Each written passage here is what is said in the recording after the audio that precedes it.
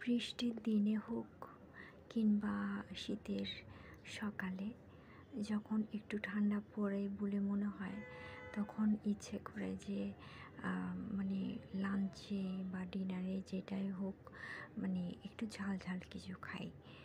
তো আমি এরকম বৃষ্টি পড়তে দেখে মনে হলো এই বুঝি একটু ঠান্ডা ঠান্ডা লাগবে। তাই আর দেরি না করে আমি চটপট ভর্তা করতে বসে গেলাম। যদিও আসলে অতটুকু ঠান্ডা পড়েনি। ঠান্ডার কি বলবো, গরমই ছিল বেশি, মানে রোদও আবার বৃষ্টিও। আমার বাসায় কিছু কিনে এনেছিলাম, মানে টিউশন থেকে ফেরার পথে এরকম কিছু টিপ বেগুন, যেগুলো মানে ভর্তা করে খেতে ভীষণ ভালো লাগে।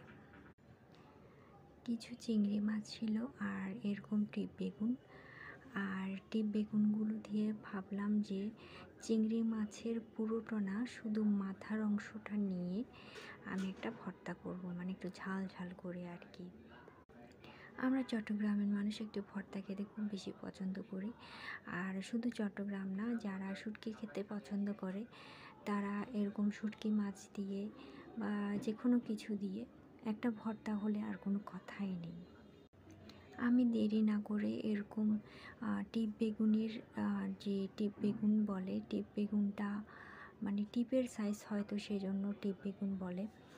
তাই বোটাটাকে ছোট বেগুন থেকে ছাড়িয়ে এরকম মাথাগুলোকে পরিষ্কার করে ধুয়ে একটু মুচমুচে করে ভাজা করে নিলাম।